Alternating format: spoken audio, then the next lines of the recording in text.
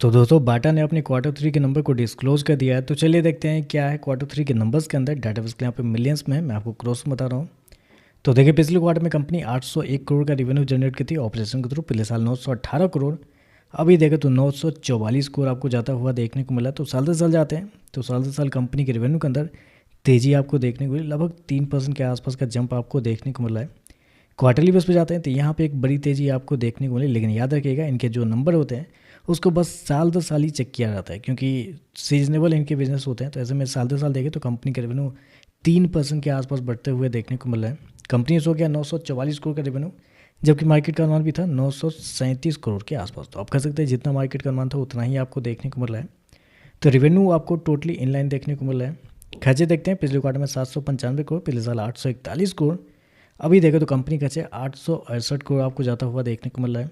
तो खर्चे भी देखते हैं तो खर्चे भी कंपनी के ठीक है कंट्रोल में ही आपको देखने को मिल रहा है। प्रॉफिट की बात कर लेते हैं तो देखिए पिछले क्वार्टर में कंपनी लगभग 14 करोड़ के आसपास के प्रॉफिट में थी, पिछले साल 58 करोड़ के आसपास, जबकि अभी देखें तो बढ़ के 66 करोड़ आपको जाता हुआ देखने को मिला। तो साल दर साल जाते हैं तो साल दर साल कंपनी के प्रॉफिट के अंदर एक बड़ी तेज़ी आपको देखने को मिल रही है, लगभग 13% के आसपास। हालांकि बड़ी तेज़ी नहीं है, लेकिन बेसिकली इनके जो प्रॉफिट है लगातार गिर ही रहे हैं। तो ऐसे में कंपनी का प्रॉफिट बढ़ना भी एक मिरेकल के समान है। तो कंपनी का प्रॉफिट 13% आपको बढ़ता हुआ देखने को मिला है साल दर साल। क्वार्टरली बेस पर बड़ी तेज़ी है, लेकिन हमें साल दर साल ही देखना है। तो साल दर साल देखें तो कंपनी के प्रॉफिट के अंदर एक जंप आपको देखने को मिल रहा है। कंपनी ने किया 66 करोड़ के आसपास का प्रॉफिट, जबकि मार्केट तो उम्मीद ही नहीं लगा के रखा था।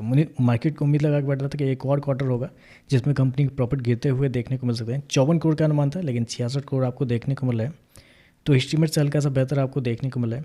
ईपीएस देखते हैं, पिछले क्वार्टर में ₹1.08, पिछले साल ₹4.57, अभी देखें तो ₹5.14 आपको देखने को मिला है। तो ईपीएस भी आपको साल दर साल क्वार्टर क्वार्टर बढ़ते हुए देखने को मिला है। लेकिन एक चीज़ मैं आपको हाईलाइट करना चाहूँगा, अगर आपने नेट प्रॉफिट तो देख लिया बढ़ता हुआ देखने को मिला है, लेकिन आपने अदर इनकम शायद नहीं देखा होगा, क्योंकि अदर इनकम देखें तो 10 करोड़ से बढ़ के 21 करोड़ आपको जाता हुआ देखने को मिला है। तो यहाँ पे 11 करोड़ का डिफरेंस आपको देखने को मिला, और कंपनी का जो प्रॉफिट है उसके बीच का डिफरेंस अगर आप देखने के लिए जाते हैं तो उसके बीच लगभग 18 करोड़ के आसपास का डिफरेंस है।